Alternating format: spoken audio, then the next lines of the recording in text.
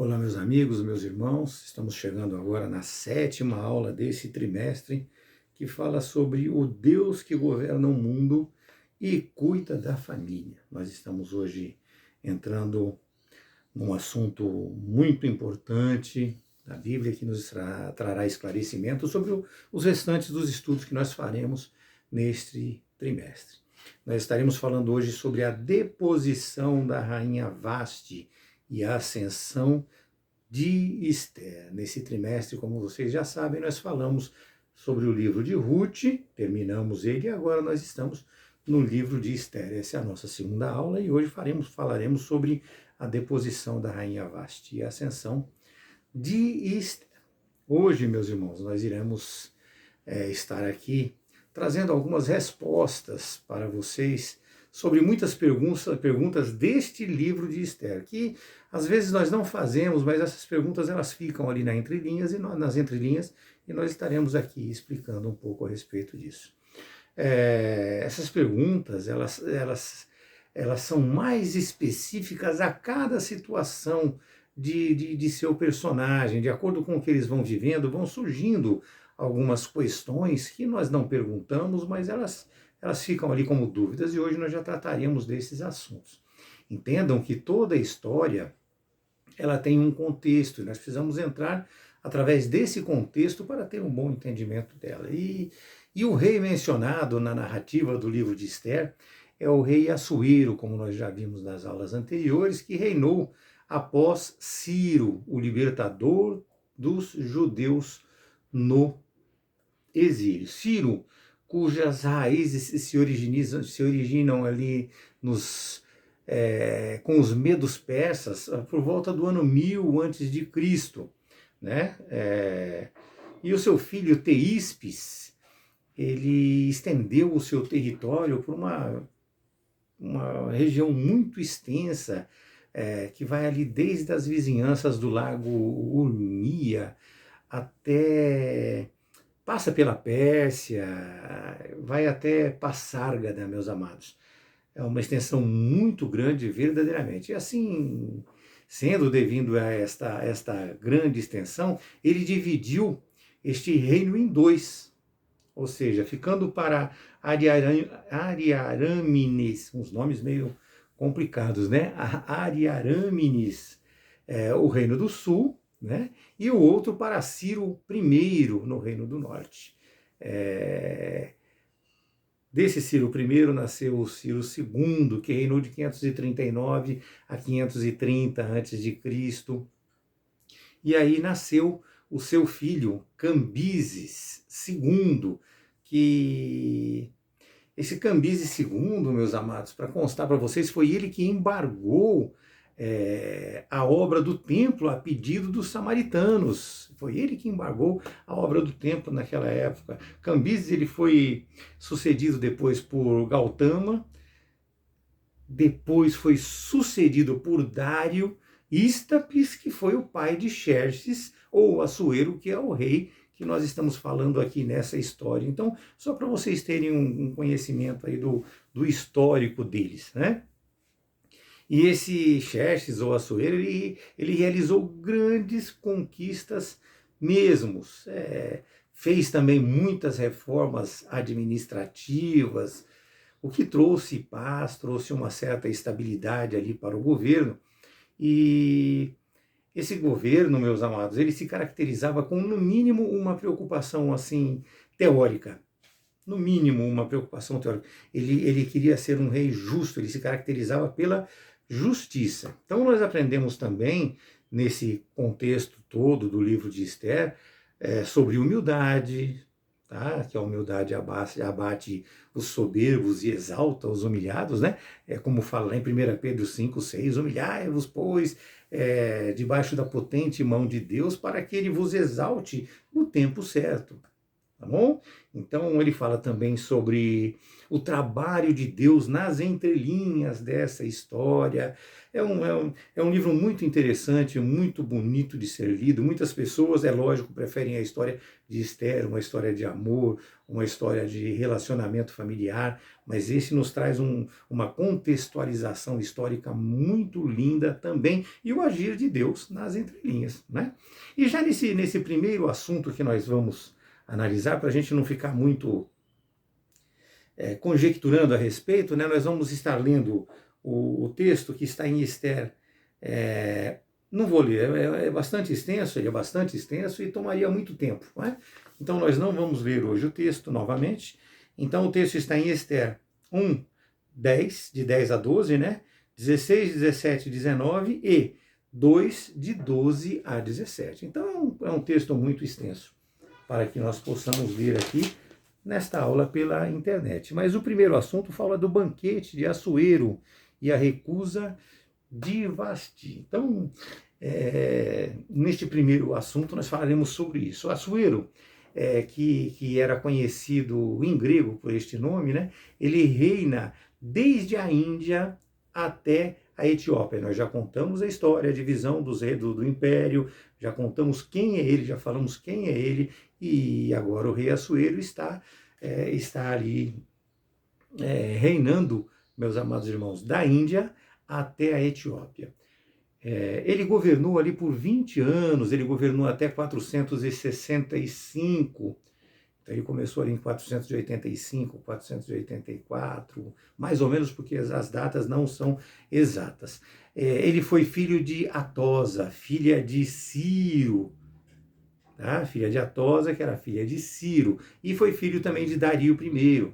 E é bom esclarecer, meus amados, que a Etiópia, conforme nós conhecemos hoje, não é a mesma geograficamente daquela época, né? Aqui, na época de hoje, a Etiópia está ali, se refere ali na região de Cuxi, ou seja, a cidade dos Cuxitas, e hoje equivale ali ao Sudão do Sul, mais ou menos ali também o sul do Egito, naquela região, só para posicionar vocês. Eu sei que não há interesse de vocês, mas para alguns há também esse interesse. E para posicionar melhor ainda, meus irmãos, esses fatos ocorreram 60 anos após o cativeiro. Eu acho que eu não falei sobre isso na última aula para vocês, mas foi 60 anos após o cativeiro lá em Suzã, na Pérsia. O que acontece?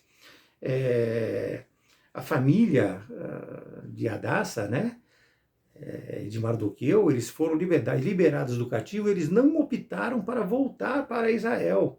Eles não optaram para voltar ali para Jerusalém, não. Eles preferiram ficar naquela região e eles foram e ficaram ali na Pérsia. Então, desta família, já estando ali na Pérsia, nasceu Hadassa. Mesmo porque isso ocorreu nesses 60 anos após a libertação do cativeiro. E Hadassa é jovem, como nós já sabemos. Então, ela nasceu ali naquela região. Então, Hadassa, que foi posteriormente chamada de Esther, para aqueles que não assistiram à aula anterior. Então, Hadassa é a Esther. E aqui nós precisamos falar também sobre o banquete. Nós vamos aqui para o segundo tópico deste primeiro assunto. Então, nós já vamos iniciar aqui falando sobre um banquete. Nós precisamos notar que nos capítulos 1 e 2 de Esther, nós vemos ali 4 banquetes. 4 banquetes. O primeiro banquete, esse banquete durou ali 6 meses, ou seja, 180 dias. Lembrando vocês que naquela época os meses eram de 30 dias mesmo. Não tinha 31 em um, 29 em outro, não. Eram de 30 dias mesmo. E ele foi regado a muita bebida e a muito luxo. E esse tempo que durou esse banquete, muitos eruditos, eles discutem a respeito disso. Por quê? Porque eles não sabem se foi um banquete durante 180 dias ininterruptos ou se houveram ali interrupções, porque eles interpretam assim que havia a formação conforme chegavam as delegações que vinham de longe, porque o reino era muito extenso, era muito grande, como nós já falamos, né? Então, havia assim uma distância muito grande a ser percorrida entre as províncias. Então, chegavam alguns, eles faziam faziam o banquete, e aí não pausavam, continuavam de uma maneira menos branda, mas chegava outro, eram 120 províncias, né? Então, muita província, então houve essa dúvida, os eruditos estudam e repensam essas coisas, tentam explicar desta maneira, esse banquete de 180 dias. Mas, deixando claro também que essa última hipótese aí que os eruditos estudam, que é a de que o banquete era feito conforme chegavam os príncipes das províncias do reino, então é o mais aceito, esta é a hipótese mais aceita que se tem a respeito deste banquete. Nós vemos ali também um segundo banquete, que foi um banquete assim mais pomposo, né? E ele durou ali apenas uma semana. Aqui nós percebemos a soberba deste rei, sabe? Parece que ele queria mostrar aos seus súditos a sua grandeza. Ele queria ali aparecer, realmente mostrar para eles o quanto ele era poderoso. Vemos também o terceiro banquete, paralelamente a este banquete, que era o banquete da rainha Vasti, oferecido às mulheres. Ok? O banquete da rainha Vasti, que era oferecido ali às mulheres. E depois, no capítulo 2, você verá um quarto banquete, que é o banquete da rainha Ester, que foi quando da sua coroação como rainha. Então nós vemos, portanto, ali 4 banquetes, meus amados, nos capítulos 1 e 2 de Ester, sendo o primeiro no ano 3 do rei Sírio, né, do rei Assuero, rei Assuero, me desculpem, que foi em 483 a.C. Ele é oferecido a todos os príncipes e servos da Média e da Pérsia. Nós já falamos isso para os irmãos, com o objetivo de apresentar a eles o quê? As suas riquezas, as riquezas do reino, provavelmente também fazer planos de guerra contra os gregos. Né? E isso durou aqueles 6 meses que nós falamos. E só para constar, meus amados, só para agregar ao conhecimento dos irmãos, os persas, eles perderam anteriormente, não foi durante a gestão do rei Assuero, mas eles perderam anteriormente uma guerra contra os gregos. Nesta guerra foi que surgiu o termo maratona, como nós conhecemos hoje. Ele é usado até os dias de hoje, né? Porque foi onde um emissário ateniense, o nome dele era Fidípedes, ele correu 42 quilômetros pela planície de Maratona para dar a notícia da vitória sobre os persas. Isto foi no tempo de Dario I, lá atrás. E Xerxes agora, ele queria o quê? Ele queria se vingar da derrota que o exército do seu pai havia sofrido. Tá? Entre estes banquetes mencionados, nós veremos que o principal é o que tem a ver com a nossa lição de hoje. Então, é o principal, vai ter tudo a ver com essa nossa lição de hoje, que é o segundo, esse segundo que durou 7 dias.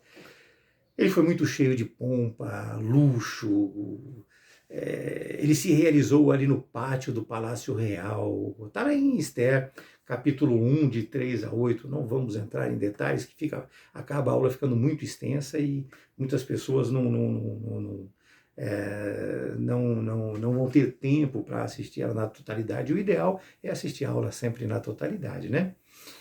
Mas sobre o terceiro banquete, que é oferecido pela rainha Vasti, como nós já falamos, pouco se fala, quase nada se fala dele, e também muito pouco se fala sobre ela, apenas da sua recusa de atender o rei. Né? Mas nós devemos ser muito ponderados quanto a julgar a rainha Vasti. Muitas pessoas já vão com todo o rigor sobre ela, que ela tinha que ter obedecido, né? Então, mas nós temos que ter muito cuidado, nós vamos falar um pouco sobre isso também. E o quarto é o de Ester, e nós vamos falar sobre ele depois. Eu acredito que durante as nossas aulas muita coisa será dita a respeito do contexto de tudo isso, e nós falaremos mais profundamente um pouco a respeito desse banquete de Ester. Mas nós vemos, meus amados, nas leituras que no último dia do segundo banquete, ou seja, no sétimo dia, já com o coração alegre devido ao vinho, e isto significa claramente nos nossos dias de hoje, né? O rei já devia estar embriagado, já devia ter tomado bastante bebida, né? Bastante vinho. É, Aí nós vemos que ele manda chamar a rainha Vasti, a qual deveria se apresentar com a coroa real. Ali o rei Assuero tem como objetivo, claramente, fica claro nos textos, né, mostrar aos povos e príncipes a beleza e a formosura da rainha Vasti. E a rainha Vasti se recusa a comparecer. Isso parece que foi uma decisão muito simples, muito fácil, mas não era bem assim, não. Não era bem assim, não era bem dessa forma. Não era simplesmente se recusar e está tudo certo. E isso nos leva ao segundo assunto desta análise que nós estamos fazendo hoje, né? Onde a rainha Vasti, né? Nós vamos falar aqui um pouco sobre a resistência da rainha Vasti e da sua deposição. Ela desobedece a ordem do rei, ela resiste à ordem do rei e assim ela é deposta. O que acontece, meus irmãos, que nós precisamos entender é que o texto não esclarece o porquê da recusa da rainha Vasti. Né? E em Esther capítulo 1, no versículo 12, fala apenas do seu não comparecimento. E podemos aqui conjecturar à vontade. Nós não podemos fazer sim uma exegese, não podemos fazer a exegese, não podemos colocar nada, mas podemos fazer a exegese desse texto. Né? Nós podemos aqui imaginar que ela talvez não quisesse expor o seu rosto sem véu. Podemos sim, ela não quisesse expor o seu rosto sem véu. Dizem que ela era muito bonita também. E há quem entenda que a coroa, conforme o rei especificou no texto, que era para ela vir com a coroa na cabeça, seria a coroa a única vestimenta que ele quisesse nela, que ela fosse despida com a coroa na cabeça. Porque foi assim que ele não falou de despida, mas ele falou que ela deveria ir com a coroa na cabeça, ele especificou isso para os eunucos.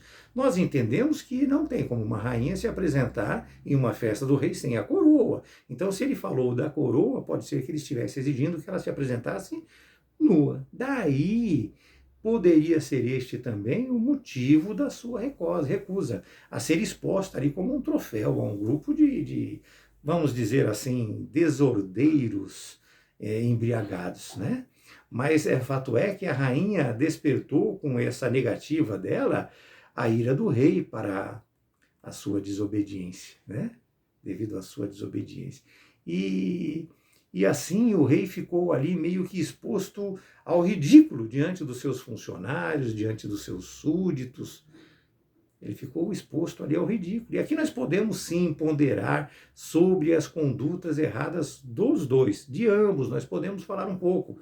Porque Assuero não estava correto no que ele pedia à rainha também, porque além dele estar sob o efeito de vinho, ele queria apresentar a rainha Vasti como se fosse um objeto para se exibir, né? Mas mesmo assim a conduta da rainha Vasti, à época, tem um maior peso. Não podemos deixar de falar dessa forma. O peso era muito maior, porque ainda que ela se sentisse ali como um objeto, ela estaria ali desobedecendo um mandato real. E nós sabemos o rigor das ordens dadas pelo rei. Quando ele dava uma ordem, tinha que ser cumprida. Né? E isto, de maneira alguma, poderia ser feito por ela naquela época. Portanto, foi de fato algo muito grave o que ela fez na relação rei-rainha. Ok? Rei e rainha. E com esta desobediência real, meus amados, o rei precisava aplicar a lei. Ele precisava aplicar a lei. O que traria ali uma punição para a rainha Vasti. Mas ele faz tudo isso segundo a lei da época. Ele não foi abusivo, não usou da ira, ele não usou do seu furor para fazer nada. Tá? Ele não agiu ali por impulso de maneira nenhuma. Ele consultou os seus assessores, que eram 7 príncipes da Pérsia e da Média. Eles eram Carcena, eles eram Carcena, Setar, Adimata, Tarsis, Meres, Marcena e Memucã. Esses 7. E Memucã, meus amados irmãos, é que teve um papel mais incisivo no convencimento do rei sobre o que ele deveria fazer. Embora todos fossem sábios e entendiam dos tempos, das leis e dos direitos, é Memucã que dá os seguintes conselhos ao rei. Isso está em Ester 1, 16 a 18. Ester 1, 16 a 18, que diz assim: a rainha Vasti não somente fez errado ao rei, mas também a todos os príncipes, e a todos os povos que há em todas as províncias do rei Assuero. Porque se este ato da rainha tornar-se conhecido a todas as mulheres, de modo que elas desprezarão os seus maridos aos seus olhos quando isto for relatado. Então, elas tomando conhecimento do que a rainha fez com o rei, elas iriam fazer a mesma coisa com seus maridos, meus irmãos. E o rei Assuero ordenou que a rainha Vasti fosse trazida diante dele, mas ela não veio. Neste dia, de modo semelhante, olha, vejam bem, neste dia, de modo semelhante, as senhoras da Pérsia e da Média que ouviram o ato da rainha dirão a todos os príncipes dos reis.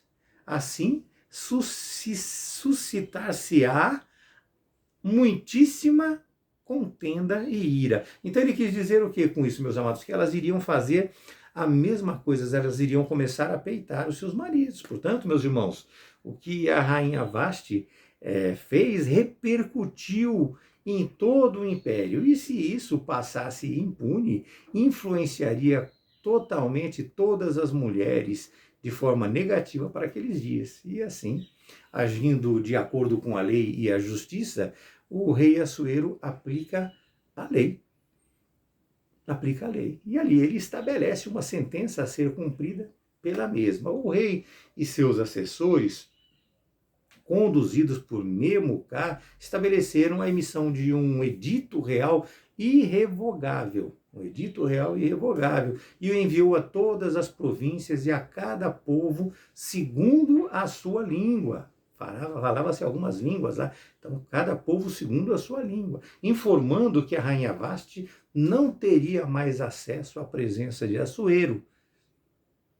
Não teria mais acesso, não era mais a rainha. E constou ali também que Vasti seria substituída por outra rainha, que seria melhor do que ela. E com este edito, meus amados irmãos, o império traz uma punição de caráter didático e exemplar. Ele foi punitivo, didático e exemplar, porque todas as mulheres, ao lê-lo e ao ouvi-lo, dariam honra a seus maridos. Vejam, meus irmãos, que esta resolução se coaduna com o princípio divino imutável da prioridade que deve ser o casamento. Todos nós sabemos, meus amados, que Deus priorizou o homem dentro da formação para mostrar que ele é a cabeça da família, que ele é o líder do lar. Isso está em 1 Timóteo 2,13, porque Adão foi formado primeiro e depois formada Eva. Então ele é a cabeça do lar, então ele é a pessoa que direciona as coisas. Não estamos aqui levando as esposas à submissão com essa explicação de maneira nenhuma. A mulher ela é uma adjuntora, ela é uma ajudadora, ela anda do lado do marido. Mas o marido, pela própria força hormonal que ele tem, física que ele tem, ele é o cabeça do lar, porque ele tem que proteger, ele tem que acalentar, ele tem que abraçar, ele tem que trazer segurança. Então ele é a cabeça para o lar. Então Vasti ali, além de estar desrespeitando o rei, ela deu um exemplo negativo no que tange a família, para todo o reino, ela estava ali dando um exemplo errado. Não é dessa maneira. E se o rei não tivesse tomado a decisão de punir Vasti, todas as famílias poderiam imitar, meus amados, imitar esta conduta. E isto geraria um problema sério em todo o império. Então nós precisamos prestar bastante atenção nessas coisas. Ou seja, os nossos atos, eles geram consequências, e às vezes uma consequência que vai prejudicar a família. Não é que na família tem que ter um mais forte e um mais fraco, é que na família tem que ter um protetor, um progenitor, um protetor, uma pessoa que é quem vai abraçar as causas daquilo que acontece fora da família, uma pessoa que vai tomar todas as providências, prevenir. Nem sempre, como nós estamos vendo hoje aqui no mundo, é o homem, muitas vezes é a mulher que sai para trabalhar, é a mulher que toma decisões, mas nós precisamos entender que o homem é o cabeça da mulher, é dessa maneira. Temos que fazer tudo junto, mas nós temos que ter devidamente o cuidado para não ofender aquilo que foi estabelecido por Deus, para não ir contra aquilo que foi estabelecido por Deus. É desta maneira, meus amados. Mas vamos ao terceiro assunto. Chegamos no último assunto de uma maneira até rápida, né? Esse terceiro assunto aqui, onde a Esther, né, a judia, ela se torna uma rainha em terra estranha. O rei, ele estava ocupado naquela época com tudo isso que estava acontecendo, com guerra, né? Ele estava ocupado com a guerra com os gregos lá em Salamina, e ele não agiu de imediato para punir Vasti. Ele agiu no 7º ano, olha só o período que se passou. Então, do 3º ano, agiu no 7º ano do seu reinado, ou seja, em 479 a.C., quando já, inclusive, havia passado ali a sua ira. É o que diz a Bíblia. Mas passou a sua ira, mas ele tinha que fazer a justiça com relação àqueles fatos. E eu quero aqui fazer um adendo para vocês, para que vocês possam entender. A Bíblia fala que nós devemos perdoar, nós devemos dar a outra face, devemos, com certeza nós devemos. E o que nós queremos estabelecer aqui junto com isso, passou a ira dele. Só que ele estava fazendo aquilo também com uma maneira ali, tipo de se vingar dela, vamos dizer mais ou menos assim, vamos dizer assim. E quando eu falo no termo se vingar, eu quero fazer um adendo para vocês que a vingança, ela sempre pertence a Deus. Ela pertence a Deus. Nós todos sabemos disso. Ele era um pagão, todos nós sabemos disso também.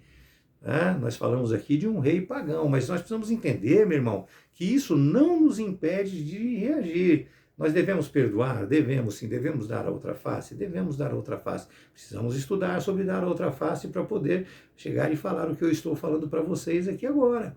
Então, nós não somos impedidos de reagir por Deus. O cristão, como eu falo sempre, ele tem que ser bom, ele não tem que ser bobo. Tá? Então, reagir é uma coisa, se vingar é outra coisa. O ato contínuo da reação é uma coisa. Agora, se vingar, como as pessoas falam, que a vingança é um prato frio, que se come frio, é outra coisa diferente. Você vai mancomunar, você vai tramar, você vai manter um ranço, o rancor dentro do seu coração, a mágoa, e você vai preparar uma armadilha. Meus amados, é totalmente diferente uma reação de uma vingança, entendam isso. Mas, vamos lá, voltando, né? Fato é que, embora passado esse tempo, e eu acredito que ele, durante este período de tempo, ele até pode ter ponderado a respeito, né? Mas ele manteve e teve ali a deposição da rainha Vasti. Entenda, meus irmãos, que Deus não tira uma para pôr a outra. Nós precisamos aprender uma coisa, não é assim que funciona. Né? Um exemplo, eu estou procurando um emprego, então Deus vai lá e tira uma pessoa menos crente e coloca você que é crente no lugar. Não é assim que funciona. Então ele não tira o emprego de um para dar ao outro.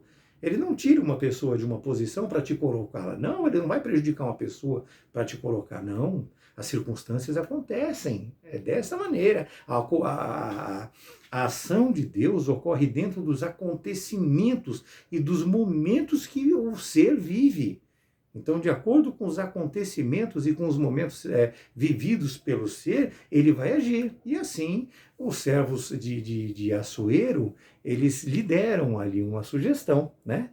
Deram a ele ali uma sugestão. Olha que já tinha se passado, já tinha acontecido isso aí. Aí os servos vieram e deram uma sugestão, que se buscasse para o rei moças virgens e formosas, e que elas fossem ajuntadas ali na fortaleza de Suzana, a casa das mulheres.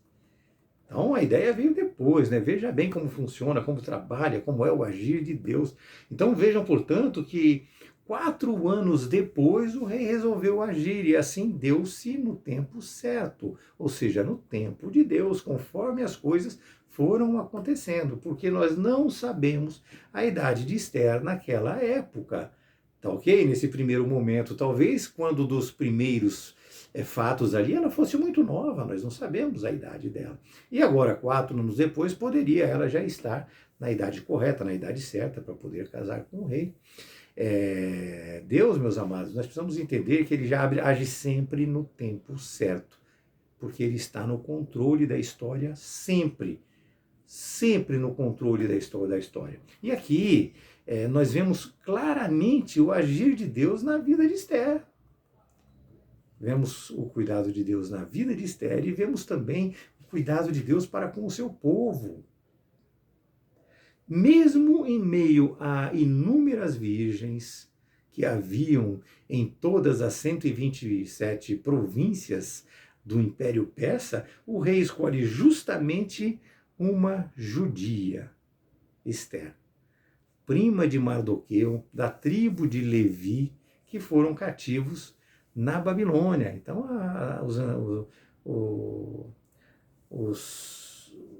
os pais, tios, avós, todos foram cativos na Babilônia. Quando eles saíram da Babilônia, eles preferiram não ir para Israel, preferiram ficar ali na Pérsia. Foi quando nasceu Esther. Então, todos eles foram cativos na Babilônia, eles nasceram ali na Pérsia. Então, nós devemos aqui também falar do cuidado de Mardoqueu com Esther. Ele criou como filha a Hadassa, que era filha do seu tio Abiail, confirmando para os irmãos. Filha do seu tio Abiail, porque os seus pais haviam morrido, então ele adotou ela. E assim ela passou a ser chamada depois ali na Pérsia pelo nome de Esther. E quando tomou conhecimento do mandado do rei, Mardoqueu, muito cuidadoso, não pôde fazer nada, mesmo com todo o cuidado que ele tinha por ela, não pôde fazer nada, a não ser aceitar e deixá-la aos cuidados de Hegai. Hegai, ele era a pessoa que cuidava do harém do rei.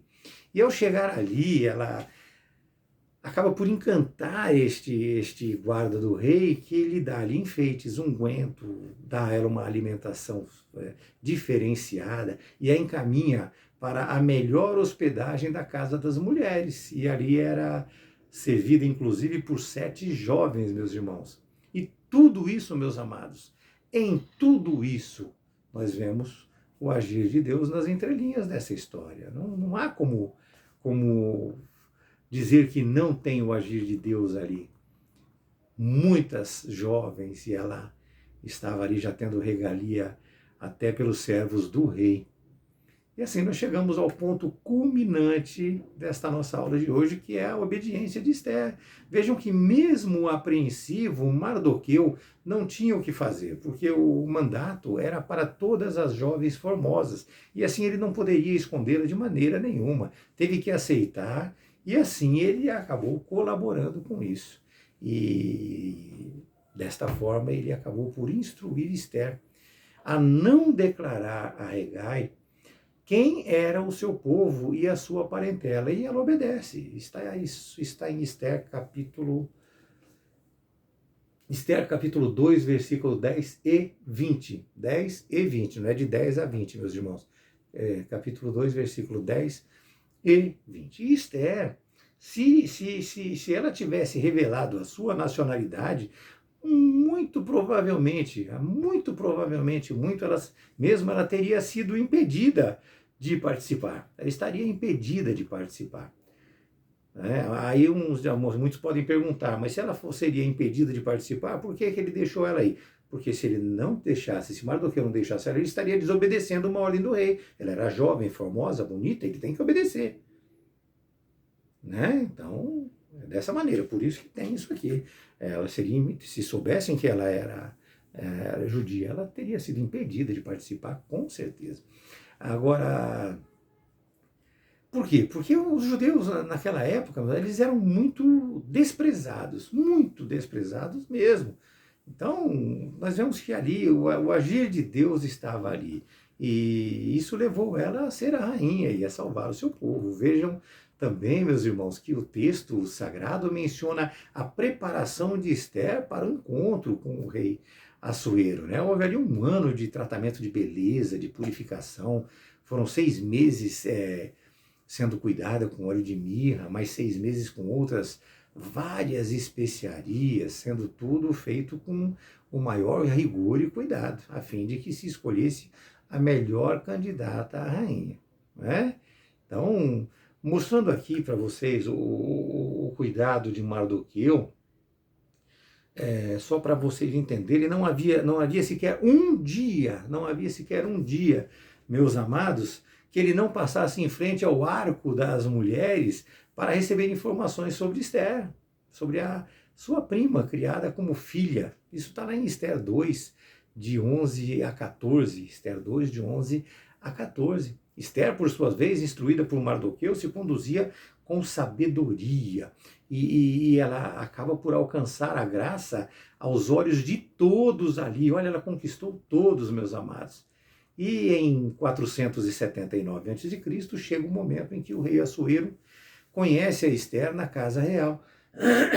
Ele conheceu, viu várias outras, mas ele conheceu Ester na casa real. E foi, digamos assim, vamos falar assim para os dias de hoje, assim, como se fosse um amor à primeira vista, Porque o texto diz que o rei amou a Ester mais do que todas as outras, e que assim foi posta a coroa real na sua cabeça. E foi feita a Ester rainha em lugar de Vasti. Está no versículo 16 e 17.